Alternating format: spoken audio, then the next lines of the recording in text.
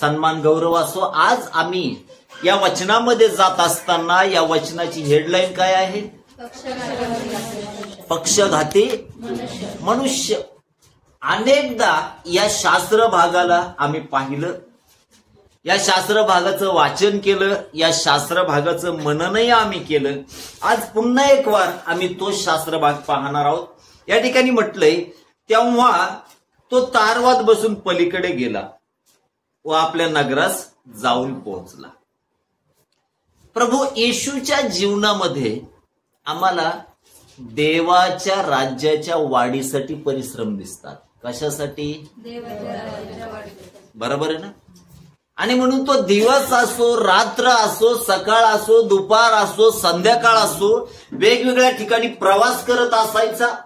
आणि अशा समयामध्ये आम्ही पाहतो, मग शंभरोनीला शुभवर्तमान सांगणं असो किंवा घरसेकर भूतग्रस्ताकडे जाणं असो, तो त्या प्रत्येक समयामध्ये काय असायचा? देवाच्या राज्यासाठी काम करत असायचा.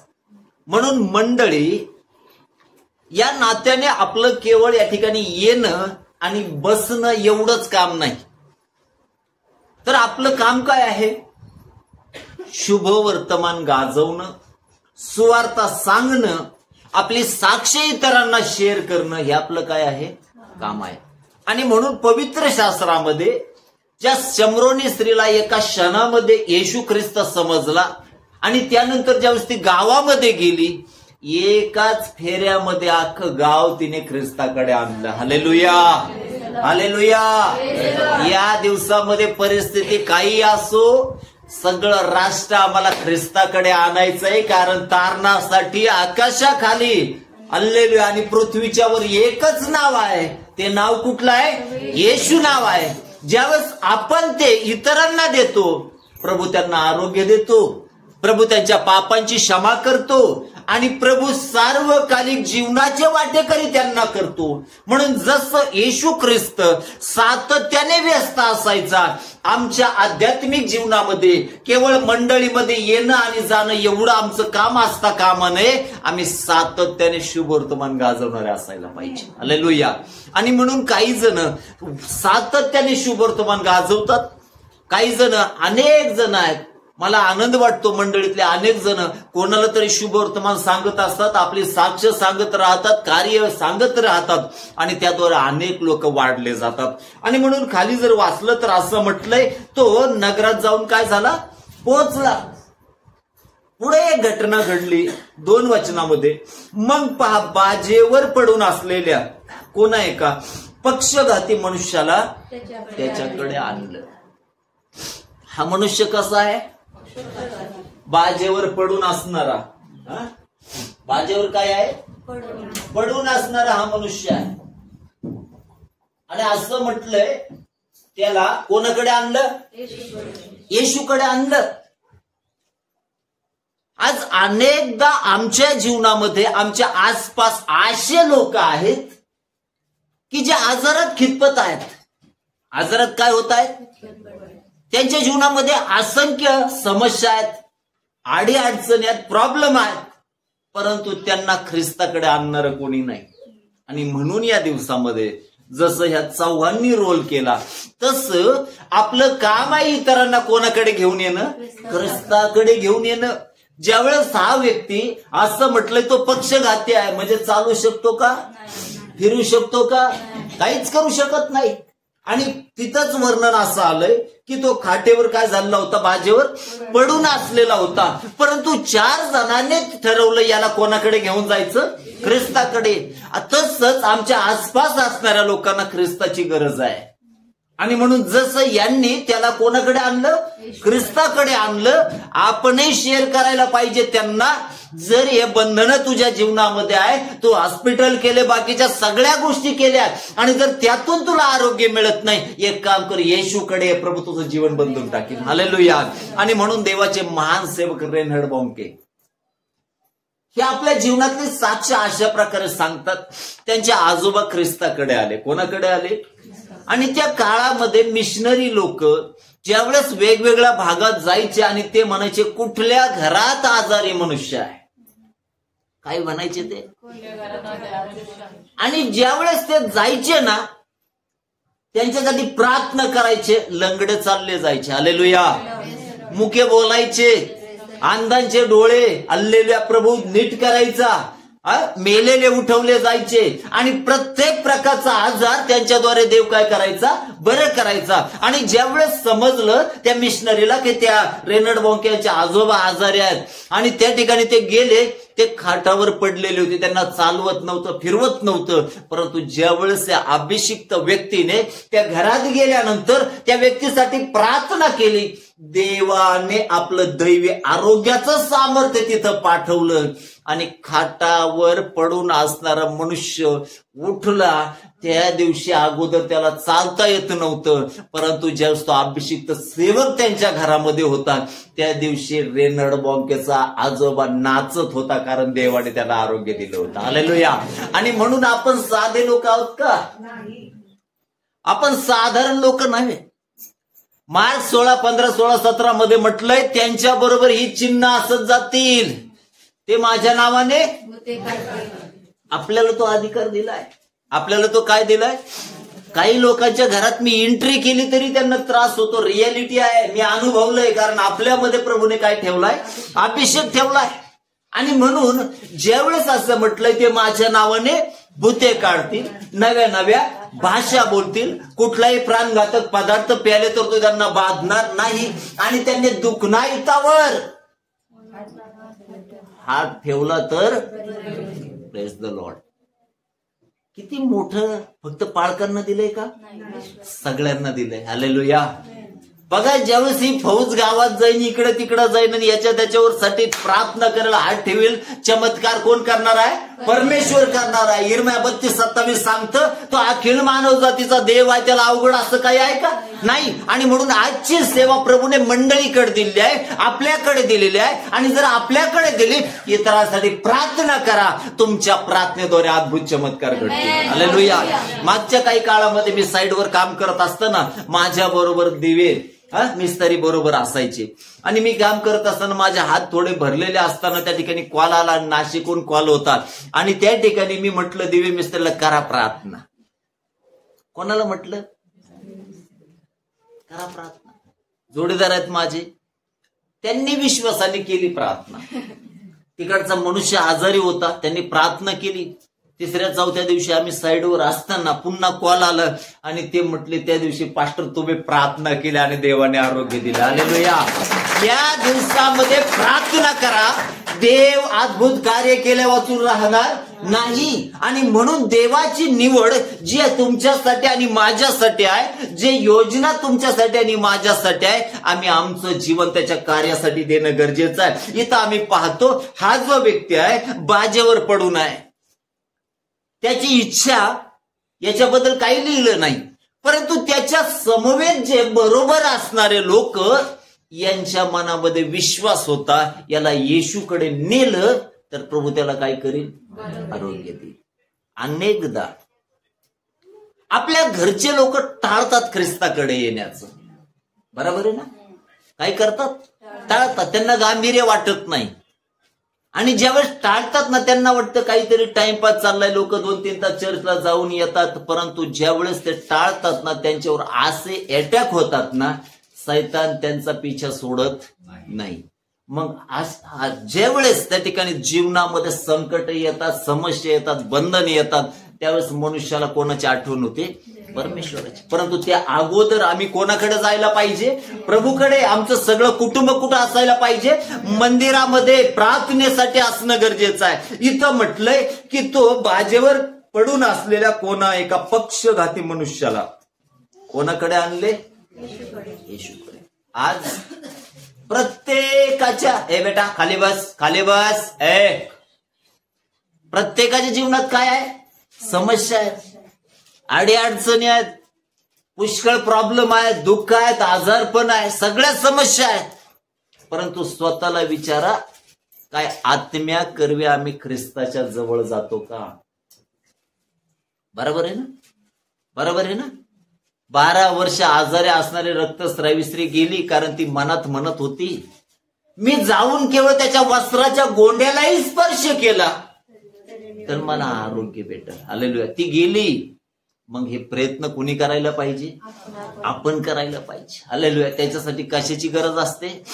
विश्वासाची गरज असते. हालेलुया. विश्वासाविना देवाला संतोष विना शक्य नाही, अशक्य आहे. आणि म्हणून तिच्या जीवनात विश्वास दिसतो. इथं जर पाहिलं, ज्यावेळेस या चौघांनी या पक्षघाती मनुष्याला काय केलं? उचललं. नकारात्मकता आली का त्यांच्या मनामध्ये? कुणी म्हटलं का कशाचा बरा होतो हा, किती महिने झाले त्या असाच पडलाय, घरच्याला वैतागून सोडलंय, काही केलंय का? नाही. परंतु वचनामध्ये म्हटलंय त्यांनी विश्वासाने त्याला नेलं. तसं आमच्या जीवनातली या दिवसामध्ये नकारात्मकता काय करा? काढून टाका. अनेकदा सैतान आमच्या जीवनामध्ये नैराश्य टाकतो. काय टाकतो? नैराश्य, नकारात्मकता टाकतो. आणि आपल्याला वाटतं हे होईल का? मागच्या काही काळापर्यंत आपण प्रार्थना करत होतो मीना सिस्टरसाठी, बरोबर आहे. या कुटुंबाची चिंता काळजी मला समजते, परंतु मला माहित होतं देव तिच्यासाठी अद्भुत कार्य करणार. देवाने मार्ग मोकळे केले आणि शनरधर तिचं लग्न झालं असते, तिच्या परिवारामध्ये सुखी आहे ना. आणि म्हणून अनेकदा आमच्या जीवनामध्ये आम्ही ख्रिस्तामध्ये असताना वचनावर आम्ही विश्वास ठेवायला पाहिजे. स्तोत्र 34:5 सांगतं, ज्यांनी येशूकडे पाहिले ते प्रकाश पावले, त्यांची मुखे लज्जेने कधी काळवणार नाही. मग या कुटुंबाने आशा सोडली का? निराश झाले का? हातात झाले का? आणि तिच्या मुखातून नेहमी शब्द का असायचे? प्रभू मार्ग मोकळे करील, प्रभू उत्तम ते देईल. हालेलुया. हे शब्द साधारण आहे का? या शब्दामध्ये विश्वास दिसतो. या शब्दामध्ये काय दिसतं? विश्वास दिसतो. आणि जेव्हा परमेश्वर आमचा विश्वास पाहतो, त्यावेळेस आमच्यासाठी अद्भुत मार्ग तो मोकळे करतो. आणि म्हणून आम्ही पाहतो त्या बहिणीच्या जीवनात प्रभूने कार्य केलं. त्याच्यानंतर आपण पाहतो अनेक जण आजारपणामधून मागच्या काळात जात होते, बरोबर आहे ना. परंतु ज्यावेळेस ते ख्रिस्ताला बिलगून राहिले, आता आंटीने साक्ष दिली. मागच्या आठवड्यामध्ये ज्यावेळेस आम्ही घरी गेलो होतो, त्यावेळेस आंटीने सांगितलं की मला चालणं शक्य होत नाही, बरोबर आहे ना. आज त्यांनी साक्ष दिली की प्रभूने त्यांना आरोग्य दिलं, स्वतःच्या पायावर चालत त्या इथं आल्यात, बरोबर आहे ना. मग देव अशक्य शक्य करणार नाही का? मग या दिवसामध्ये आपल्या जॉबची गरज आहे, तर आम्ही ख्रिस्तावर विसमून राहावं. यहोवा यिरे आहे. हालेलुया. कोण आहे? यहोवा यिरे आहे. तो आमच्या गरजा पूर्ण करणार आहे. मग आम्हाला काळजी करत बसण्याची गरज नाही. आम्हाला फक्त विश्वास ठेवायचा आहे, माझ्या प्रभूसाठी कुठलीही गोष्ट अशक्य नाही. मग साधारण दाविदाला तो राजा बनवून टाकतो, साधारण एस्तेरला तो राणी बनवून टाकतो, बरोबर आहे ना. साधारण नेहमीला तो राजवाड्यामध्ये ठेवतो. अल्लेला साधारण गुलाम असणारा दानियेलला सर्वश्रेष्ठ लोकांमध्ये तो अधिकारी म्हणून ठेवतो. अल्लेलुया. खड्ड्यामध्ये मरत असणाऱ्या योसेफाला त्यावेळेस देव वाचवतो. त्याला त्यांच्यामध्ये न ठेवता मिस्रचा अधिपती तो करतो, यासाठी की त्यांचं जीवन ख्रिस्ता बरोबर देवा बरोबर जोडलेलं होतं. तसं आमचं जीवन कोणाबरोबर जोडलेलं असायला पाहिजे? देवा बरोबर जडलेलं राहा. योहान 15 मध्ये म्हटलंय, जी फांदी झाडाला हल्लेलुया चिटकून आहे, जोडलेली आहे, ती पुष्कळ फळ देते, बरोबर आहे ना. मग तिला सर्व पुरवठा कशातून होतो? त्या झाडाच्या मुळातून होतो.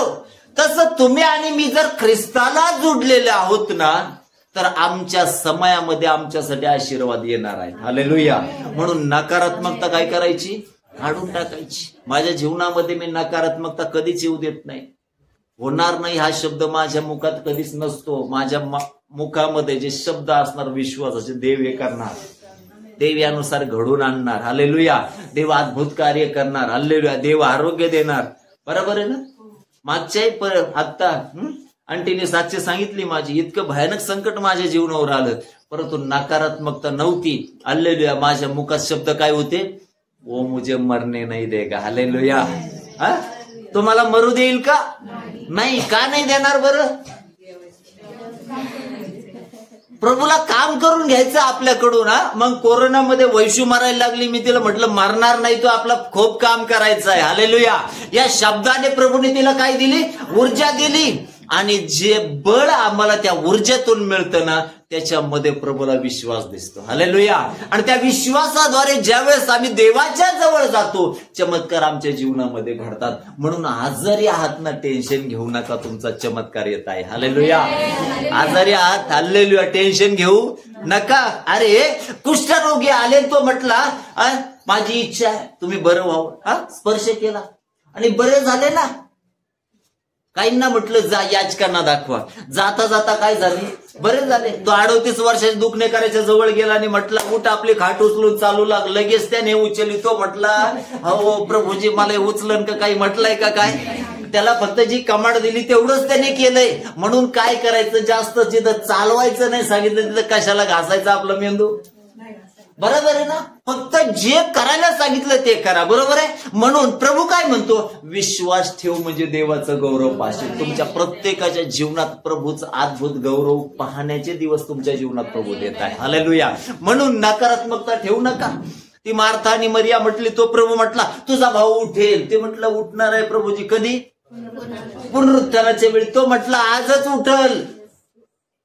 देवासाठी कुठली गोष्ट अशक्य नाही. तो कबरेकडे गेला आणि त्याने हाक मारली, लाजरा बाहेर ये. मेलेला लाजर 4थ्या दिवसानंतर बाहेर आला. हालेलुया.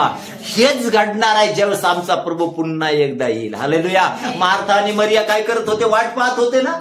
तसं आजही आम्ही काय करत आहोत, त्याची वाट पाहत आहोत. काही जण म्हणते त्याचं येण्याचं वचन कुठं गेलं.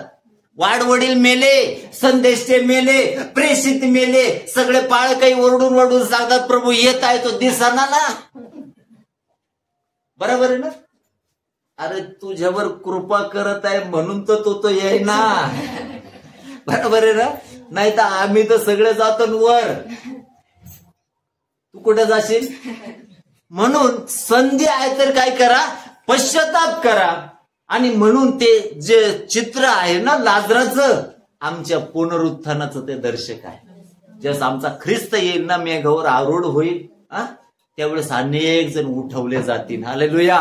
वचनामध्ये म्हटलंय प्रभू विलंब करणार नाही. आणि म्हणून या दिवसामध्ये आपल्या विश्वासामध्ये कसं राहायचं, मुळावलेलं राहायचं. आणि म्हणून मी म्हटलं नकारात्मकता येऊ द्यायची का. आजारी आहात तुम्ही, मरणार आहात का, मग आमर आहात का.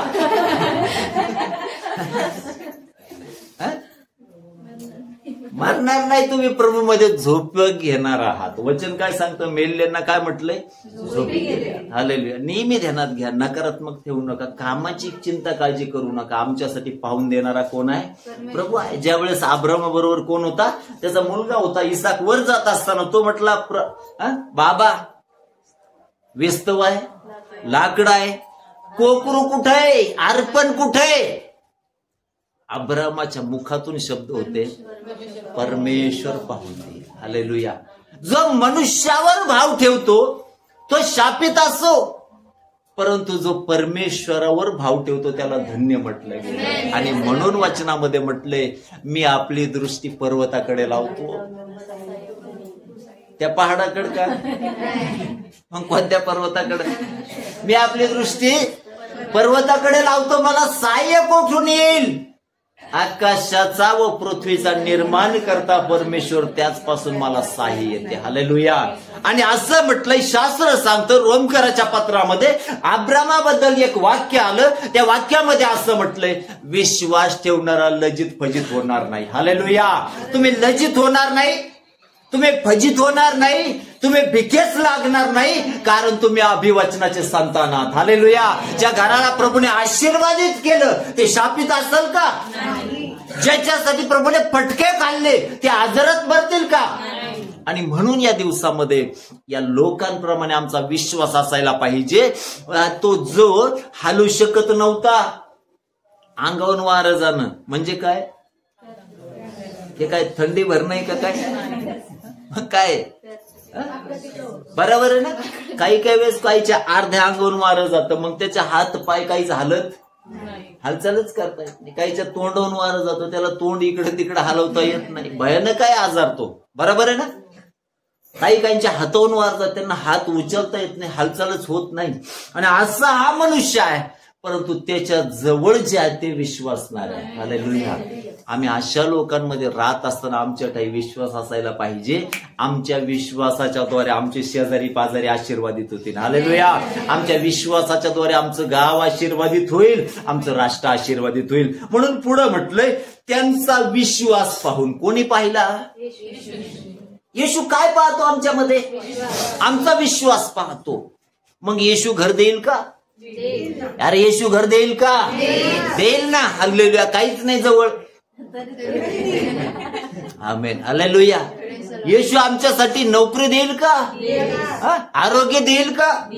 अरे कुठलीच गोष्ट अशक्य नाही. फक्त काय असायला पाहिजे? विश्वास. मग हा विश्वास बळकट कसा होतो बरं? प्रभूने, ठीक आहे, प्रार्थनेने विश्वास बळकट होतो. प्रभूने म्हटलं प्रार्थना करा. कशासाठी? ही प्रार्थना असेल, प्रभू माझा विश्वास वाढव, प्रभू माझा विश्वास वाढव. बरोबर आहे ना? यांची काय असायला पाहिजे? ज्यावेळेस आमच्या विश्वासासाठी आम्ही प्रार्थना करतो, प्रभू आमचा विश्वास वाढव, आमचा विश्वास आमच्या जीवनातल्या ज्या अगोदर घडलेल्या घटना आहेत त्याच्याद्वारे वाढला जातो. समजलं का? समजलं का? अधिक समजून सांगण्यासाठी पटकन काढायचे इब्री लोकासपत्र अध्याय 11, इब्री करासपत्र अध्याय 11.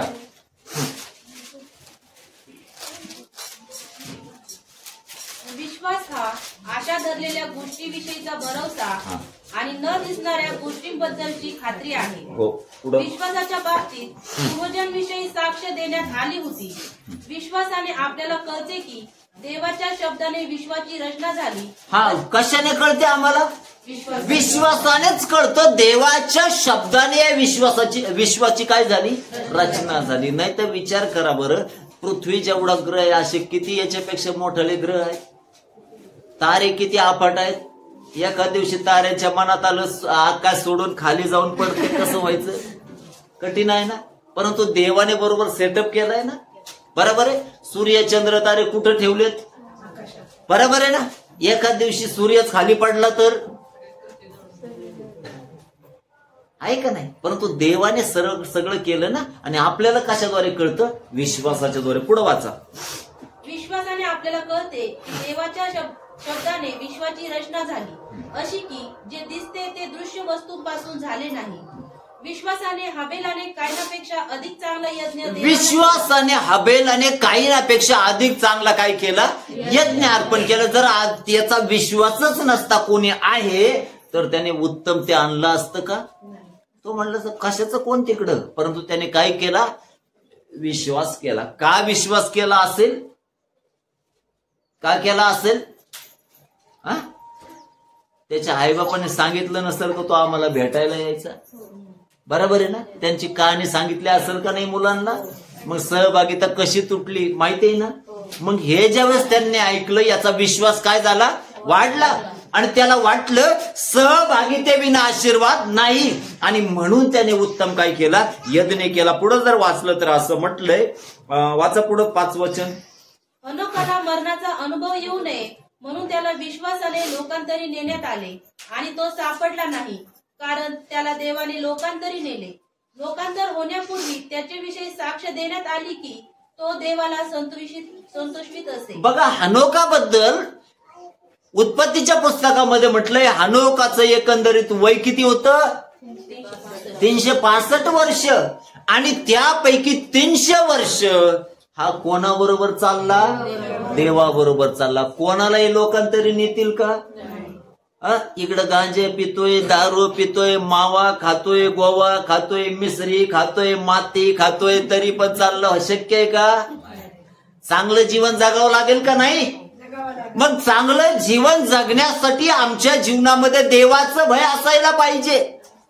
म्हणून एकंदरीत किती वर्ष जगला बरं हा चांगलं जीवन? 300 वर्ष. म्हणून त्याला विश्वासाने कुठं नेण्यात आलं? लोकांतरी. आम्हालाही जर स्वर्गामध्ये जायची अपेक्षा आहे तर काय करावं लागेल? चांगलं जीवन जगावं लागेल, विश्वासाचं जीवन जगावं लागेल. बरोबर आहे ना. खाली जर वाचलं तर देवाचं वचन आम्हाला असं सांगतं. पुढे वाचा. आणि विश्वास वाचून त्याला संतोषविणे अशक्य आहे, कारण देवाजवळ जाणाऱ्याने असा विश्वास ठेवला पाहिजे की तो आहे आणि त्याचा शोध झटून करणाऱ्यांना तो प्रतिफळ देणार 7वं आहे. वचन वाचा. तोपर्यंत जे पाण्यात आले नव्हते त्याविषयी नोहाला सूचना मिळाली आणि आदरयुक्त भयाने त्याने आपल्या कुटुंबाच्या तारणासाठी विश्वासाने तारू तयार केले. त्या विश्वासाच्या द्वारे त्याने जगाला दोषी ठरवले आणि विश्वासाने प्राप्त होणारे जे नीतिमत्व त्याचा तो वतनदार झाला. आता बघा, नोहाला सांगितलं काय बनव, दारू बनव आणि पी. नोहाने द्राक्षे खाल्ले, इतके खाल्ले का गुंगून पडला म्हटलंय. अरे एवढे कशाला खायचे?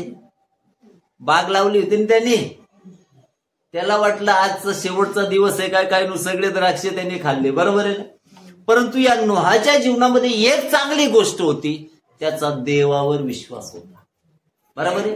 आज सेवक वर्ग वरडून सांगतात जगाचा शेवट जवळ येत आहे, विनाश येत आहे आणि आत्ताची पृथ्वी नोहाप्रमाणे पाण्यात बुडून नष्ट होणार नाही तर कशी होईल?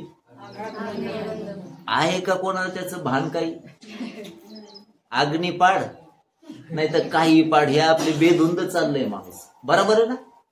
आता समजा एखाद्याला प्रभूने अचानक सांगितलं, जसं नोहाला तारू बनवायचं सांगितलं होतं, एखाद्याला म्हटलं चांगलं एक दणकट घर बनव,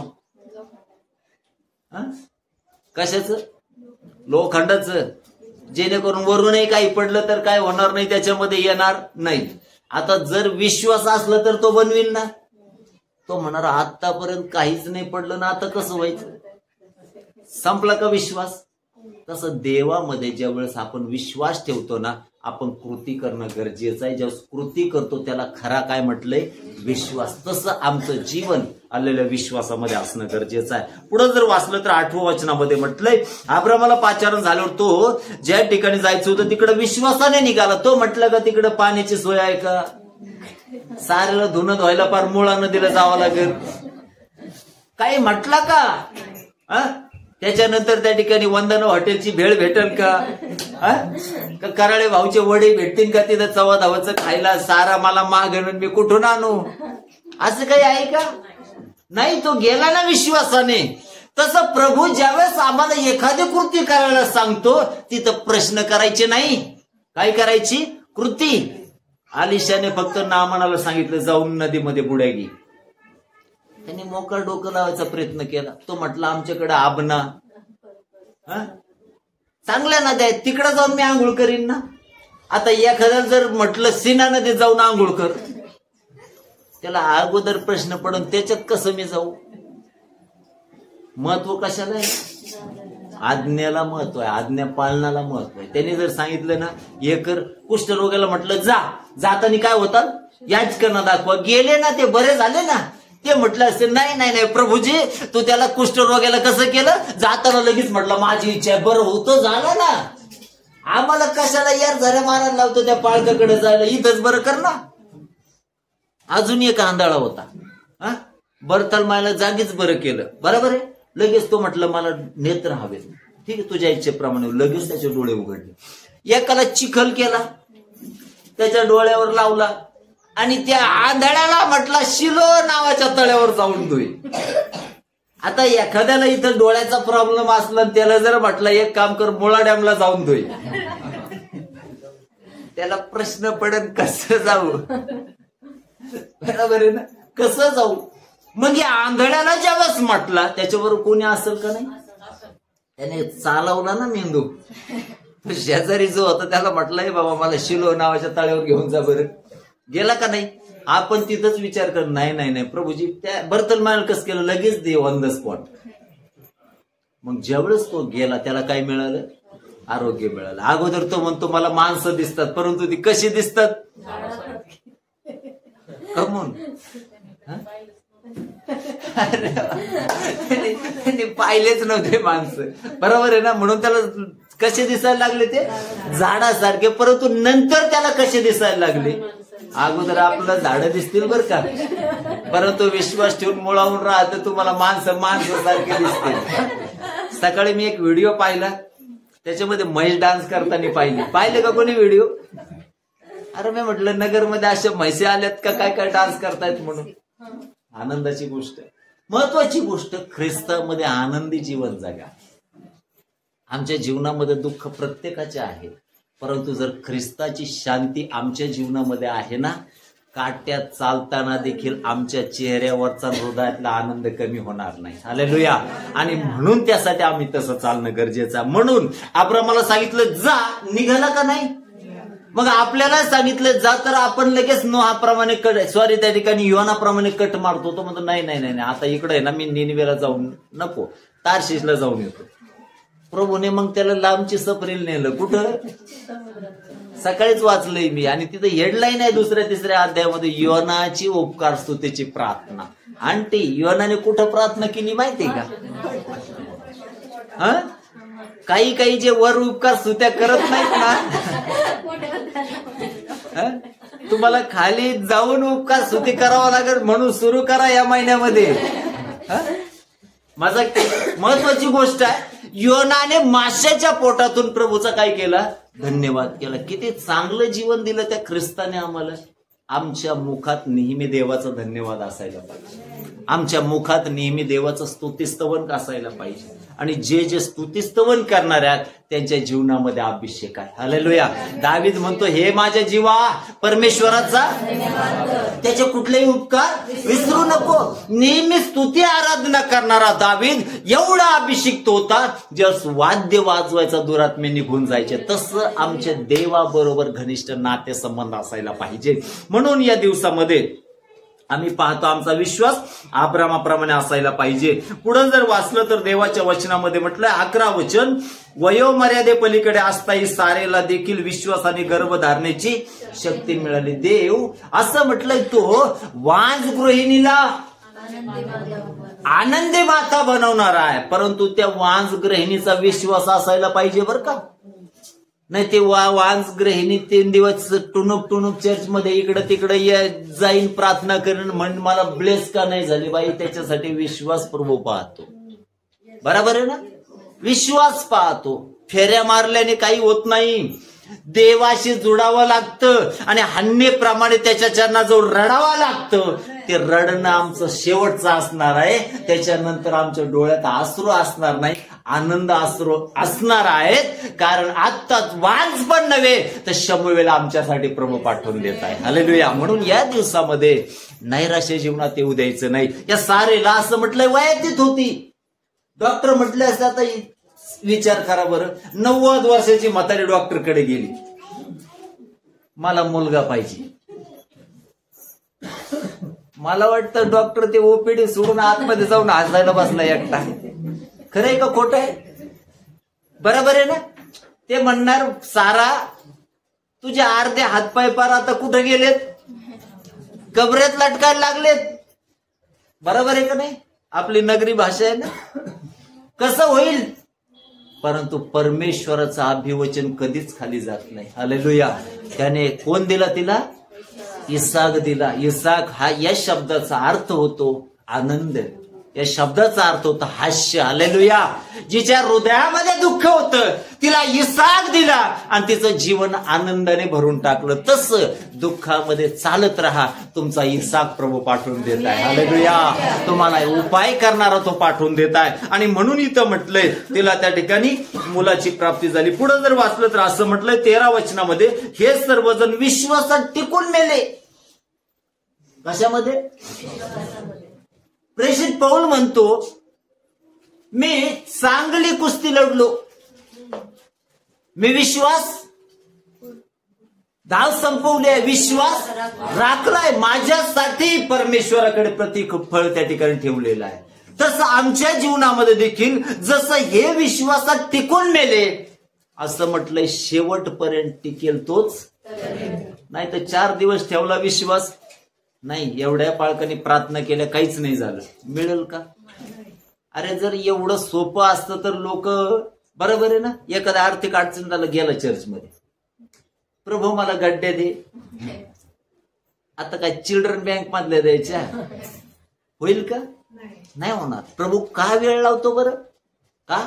कारण आम्ही ख्रिस्तामध्ये मुळावलं जावं. काही ऑन द स्पॉट लगेच आरोग्य का मिळत नाही माहितीये का?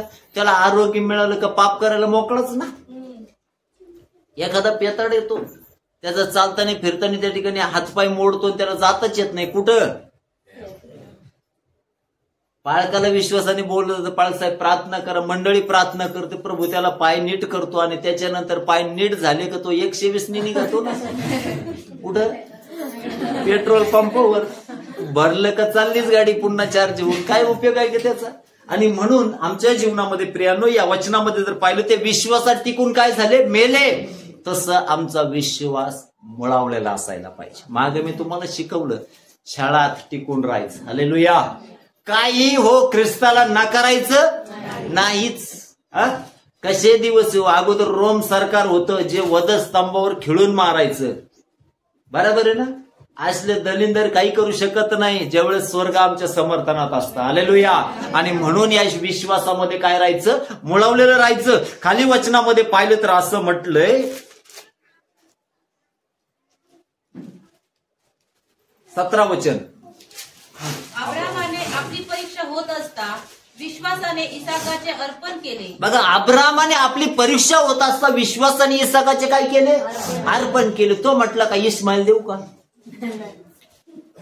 म्हटला का तो? नाही नाही नाही नाही, हे सारा मला हानीन. कारण तिला कधी झालेला तो मुलगा?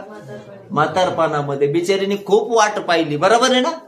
आणि वरून नवऱ्याबरोबर वनवन करीत फिरत होती वाळवंटात, इकडून तिकडं. लोट मागून आला आणि तिखट झाला. कुठं गेला? चांगलं सदोम आणि गमोरा शहर निवडलं त्याने. किती चांगलं निवड केली. त्या शहरामध्ये फुलं परमेश्वरांनी नाही टाकले. काय टाकले? डायरेक्ट अग्नी आणि गंधकच टाकले. त्याचं सगळं चांगलं. अब्राहम सारा कुठं फिरत होते? वाळवंटामध्ये. परंतु ज्यावेळेस त्यांनी आशा लावून राहिले, देवाने त्यांना काय केलं? ब्लेस केलं. लोटाचे आशीर्वाद संपले, अब्रामाचं काही संपलं नाही. म्हणून टिकून राहा वाळवंटामध्ये. वाळवंट म्हणजे परीक्षेचा समय आहे. हालेलुया. आणि म्हणून असं म्हटलंय, अब्रामाने आपली परीक्षा होत असता काय कोणाचं अर्पण केलं? इसाकाचा. तो म्हटला का नाही देत? दिलं ना त्याने. तसं आपलं स्वतःचं जीवन देऊन टाका प्रभूला. खूप महत्वाची गोष्ट आहे. पुढे वाचलं तर असं म्हटलंय, ज्याने वचने स्वीकारली होती तो आपल्या एकुलत्या एकाचे अर्पण करीत होता. त्याला असे सांगितले होते की इसाकाच्याच वंशाला तुझे संतान म्हणतील. तेव्हा मेलेल्यातून देखील उठावयास देव समर्थ आहे हे त्याने मानले. आता बघा, इथं महत्वाचा मुद्दा सांगितला, इसाकाच्याच वंशाला तुझं काय म्हणतील? बरोबर आहे ना? मग त्याला माहित होतं याने जर अभिवचन दिलं तर हा अभिवचन तोडत नाही. मग काय या अब्रामाचा विश्वास एवढा का मिळवला बरं? कारण अगोदर त्याने देवाशी संभाषण केलं होतं. बरोबर आहे ना? आपल्या जीवनामध्ये चमत्कार अनुभवले होते. बरोबर आहे ना? तसे तुमच्या जीवनामध्ये तुम्ही चमत्कार नाही अनुभवले का? इथं एकही व्यक्ती असा नाही की ज्याच्या जीवनात प्रभूने चमत्कार केले नाही. सगळ्यांच्या जीवनात काय केले? चमत्कार केले. प्रत्येकाच्या ठाई काय आहे? साक्ष आहे. इब्री लोकास्पत्र अध्याय 12 मध्ये जर वाचलं तर एक वचन असं सांगतं, तर मग आपण एवढ्या मोठ्या साक्षीरूपी मेघाने वेढलेले आहोत, तर आपणही सर्व भार व सहज गुंतवणारे पाप टाकून आपल्याला नेमून दिलेल्या धावेवरून धीराने धावावे. मग आम्ही जो मेघस्तंभ आहे, कशाचा? साक्षीचा, त्याच्याकडे पाहू. मागच्या जीवनातल्या साक्षी आठवा. तुम्हाला पुढे चालण्यासाठी ऊर्जा मिळाल्या वाचून राहणार. हालेलुया. म्हणून या वचनामध्ये म्हटलंय की तिने, त्याला माहित होतं मेला तरी हा जिवंत करण्यासाठी काय आहे? समर्थ आहे. म्हणून तो याईर गेला ना आपल्या मुलीसाठी. तो म्हटलं मेली प्रभूजी. काय होता त्याचा विश्वास? मुलगी मेली, परंतु तो आला तर जिवंत होईल. हालेलुया. विश्वासाची वाढ करा या दिवसामध्ये. ग्राउंड स्तरावरचा विश्वास नको, ख्रिस्तामध्ये मळवलेला विश्वास असायला पाहिजे.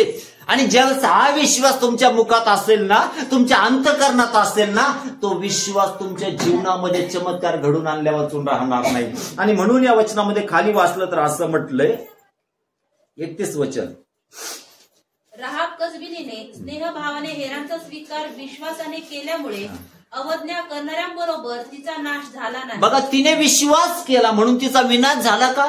नाही. तिच्यानंतर जर आपण पाहिलं, राहाब वेश्येला कोण झाला? मुलगा. काय नाव त्याचं? बवाज. माहितीये ना? शिकलो ना आपण मागच्या काळामध्ये. बवाज. तिची सून कोण? रूथ. कसं कुटुंब मिळालं? नाही तर ती एक मालिका आहे, सासू खटेळ का काहीतरी मालिका आहे ना. कार्यक्रम घडून जायचा बरं का. चांगल्याला प्रभू कसं देतो, उत्तम देतो. नाहीतर असं व्हायचं सासूलाच घरात राहण्याचं कठीण होऊन जायचं.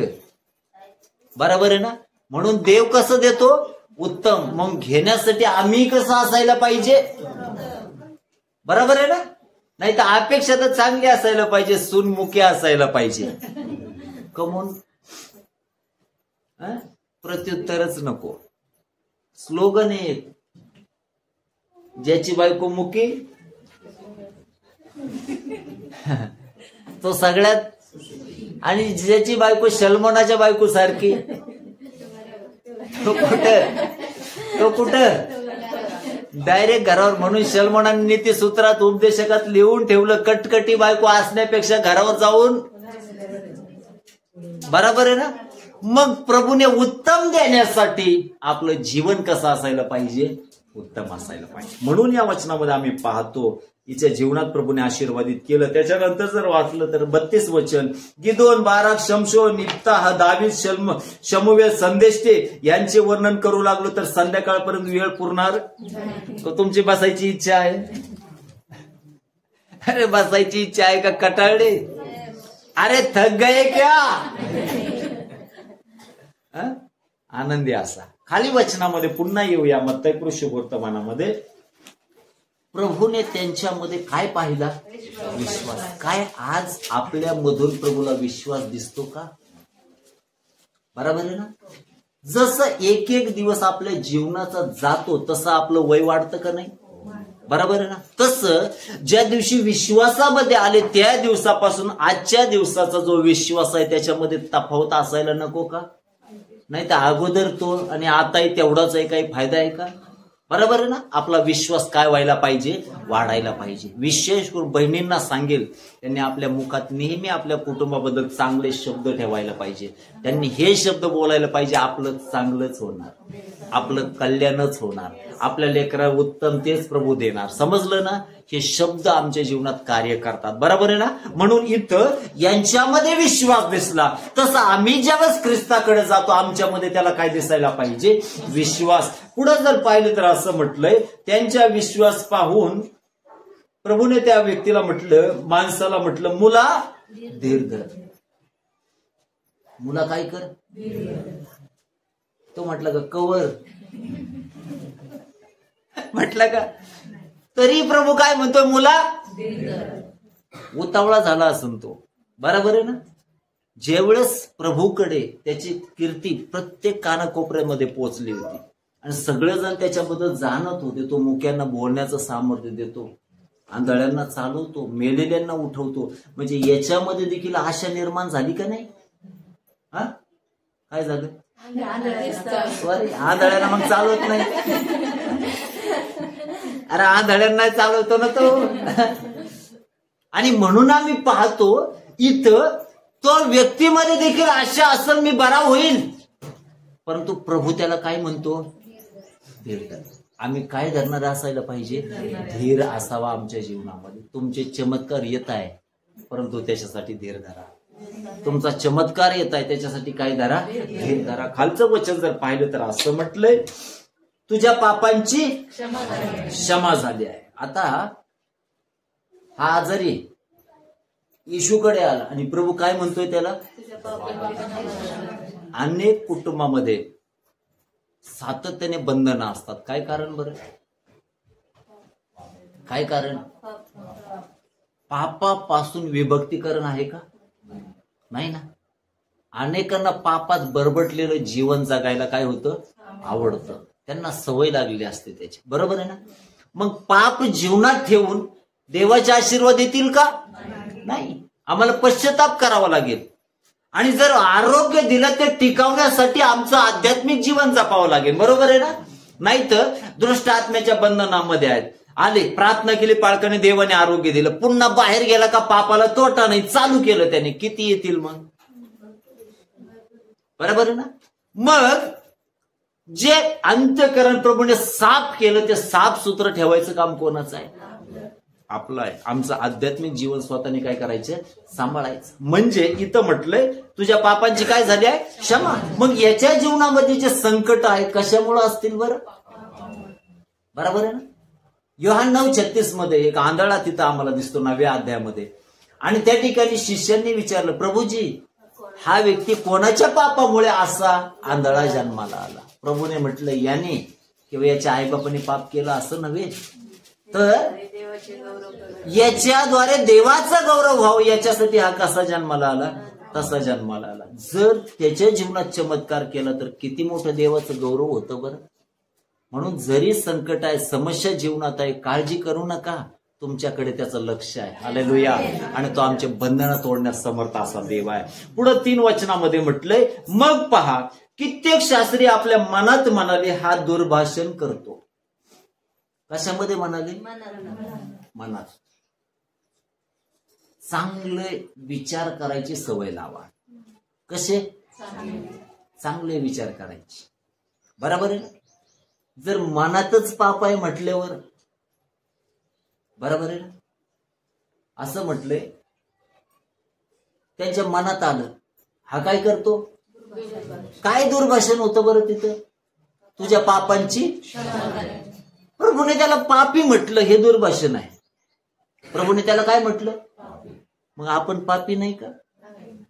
चालता, बोलता, बसता, उठता, काही काही वेळेस विचार करा बरं. आता समजा एखाद्याच्या घरात आपण गेलो आणि कोणी आपला आग्रह केला जेवा, आपल्या समोरच भाजी आहे जी आवडत नाही ती,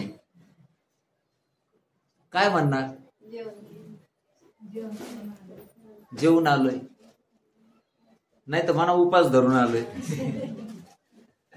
बरोबर आहे ना. लगेच क्षणात आपण काय करून टाकतो? सुख पाप होऊन जातं. बरोबर आहे ना.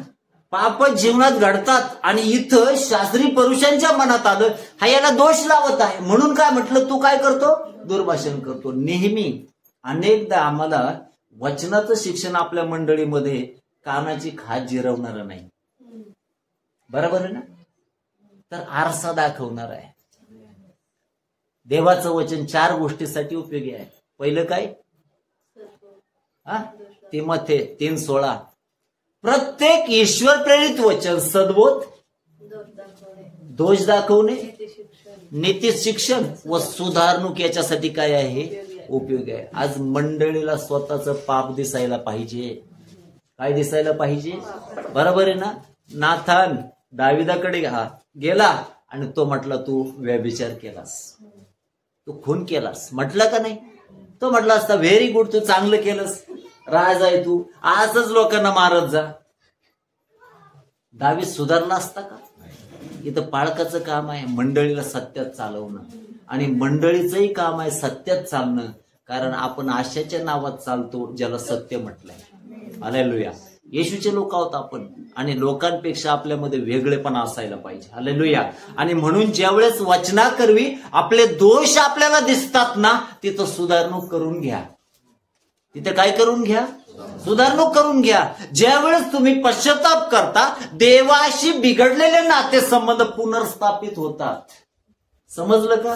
आणि ज्या दिवशी आम्ही देवाशी जोडलं जातो, त्या दिवसापासून आमचे बंद झालेले आशीर्वाद पुन्हा काय होतात? सुरू होतात. इथं म्हटलं, तो फक्त बोलला, त्या तुझ्या पापांची काय झाली? क्षमा झाली. त्याला दुर्भाषण वाटलं, परंतु त्या ठिकाणी या व्यक्तींचे बाकीचे ऐकणार असेल, त्यांना जाणीव झाली असेल, कुठंतरी माझ्यातही पाप आहे.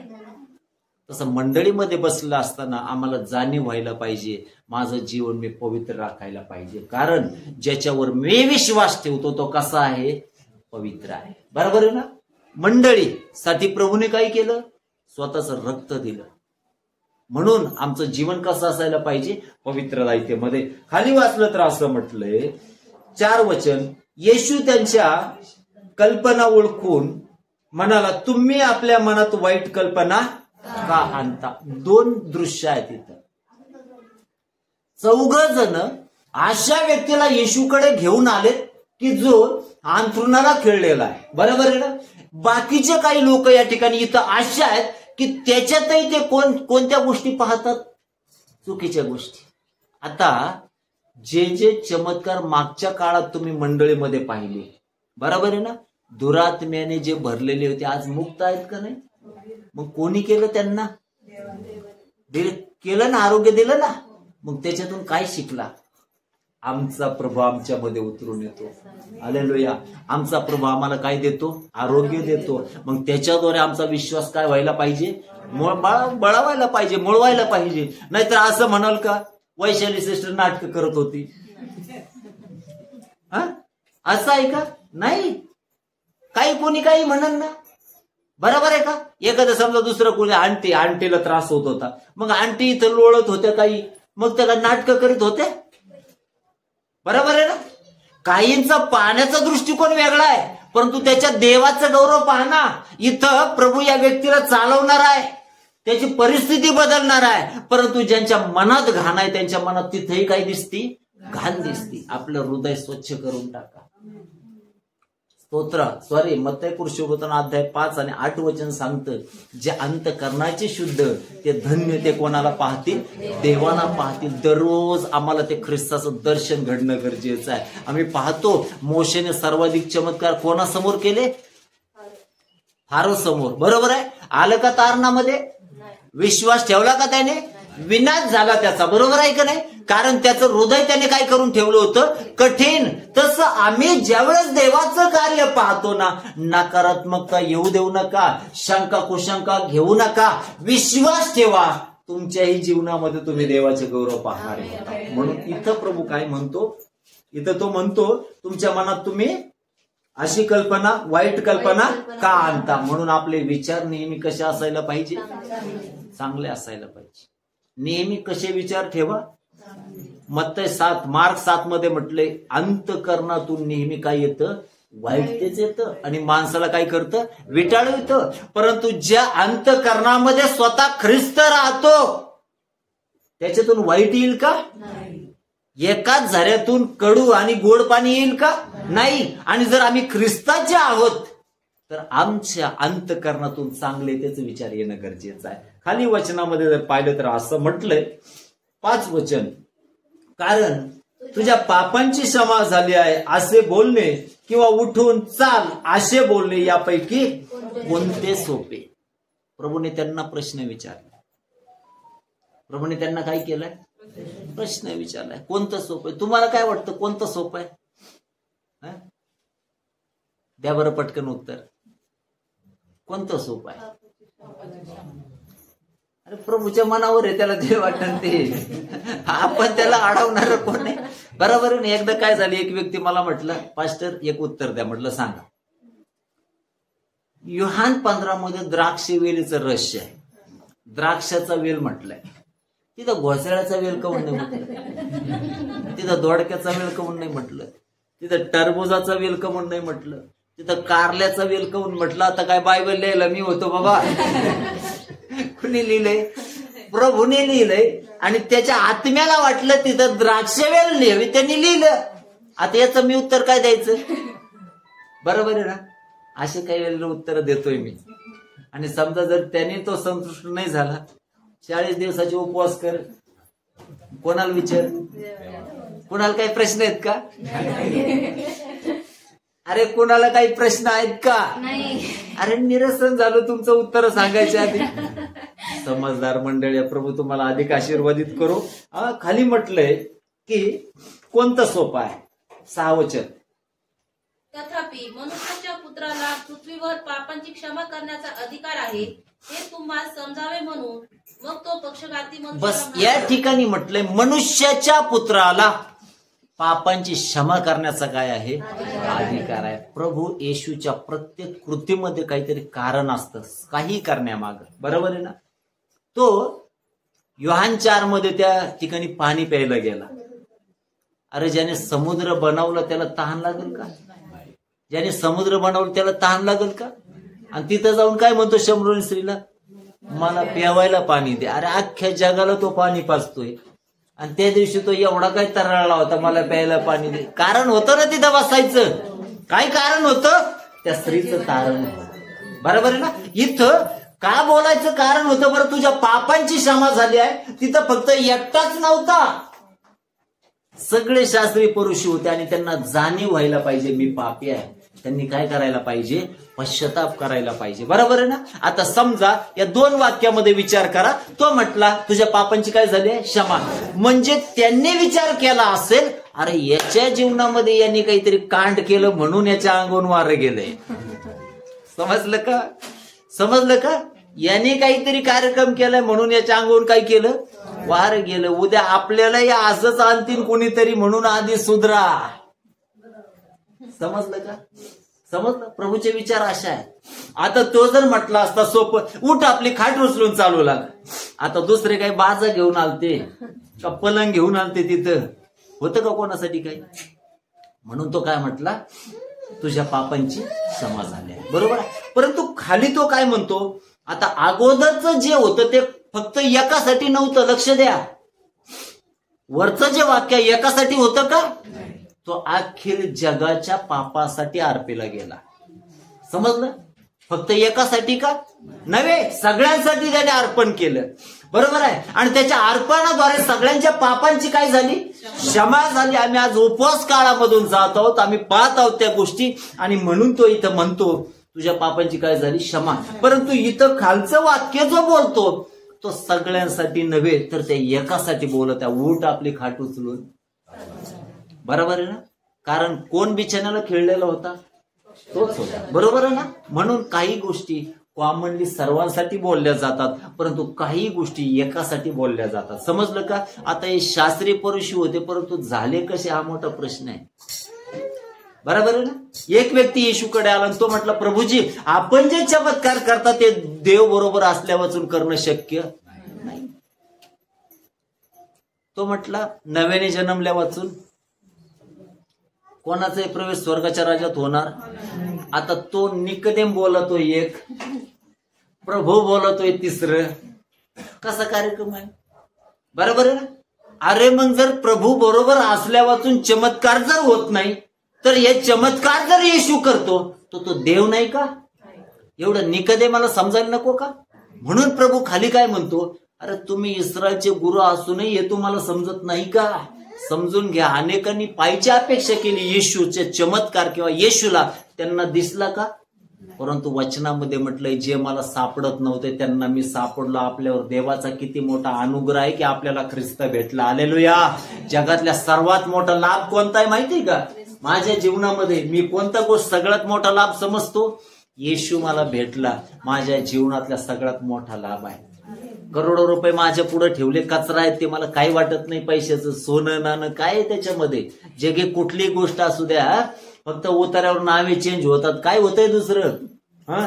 किती भक्कम घर बांधले, आरसेचे बांधा, कशाचे बांधा, एक दिवस ते नष्ट होणार आहे. परंतु आमच्या प्रभूवर सार्वकालिक जीवनात आम्ही असणार आहोत. आणि म्हणून मनुष्याने जग मिळवलं आणि आपल्या आत्म्याचा नाश केला तर त्याला काय लाभ? परंतु जर जग जरी गेलं तर चालेल, परंतु नासरेतकर येशू जवळून जाता कामा नये. हालेलुया.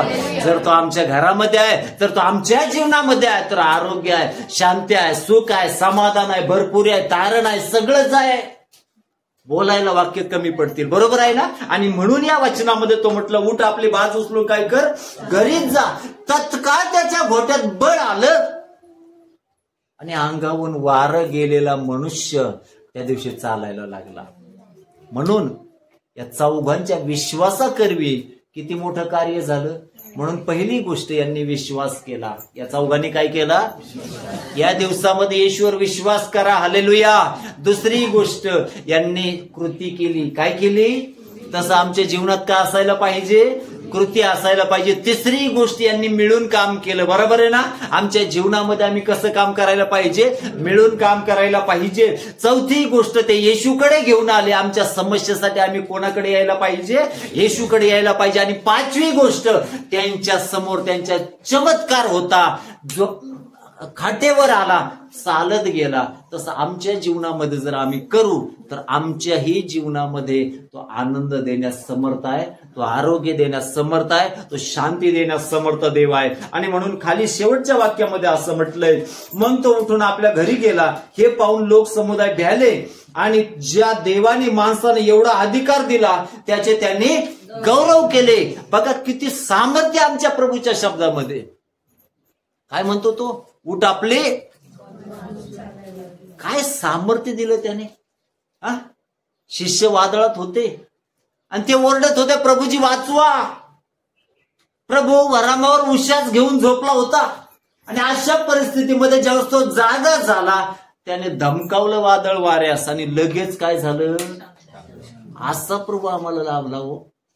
हा, तोच प्रभू लाजराच्या कबरेजवळ गेला. 4 दिवस झाले, त्याची दुर्गंधी येत असेल असं त्याच्या बहिणी म्हटल्या, परंतु वचनामध्ये म्हटलंय, प्रभूने हाक मारली, लाजरा बाहेर ये. 4 दिवसाचा मेलेला लाजर बाहेर आला. एवढं जर सामर्थ्य त्या प्रभूच्या शब्दामध्ये आहे, आज त्या प्रभूने तुमच्यासाठी शब्द वापरावा, त्यानुसार घडून यावं. हालेलुया. म्हणून या दिवसामध्ये काय करा? तेवढा विश्वास प्रभूवर ठेवा. देवबाप या वचनातून सर्वांना आशीर्वादित करू. आपल्या जागेवर उभं राहूया. या वचनात धरून यावेळेस आपण प्रार्थना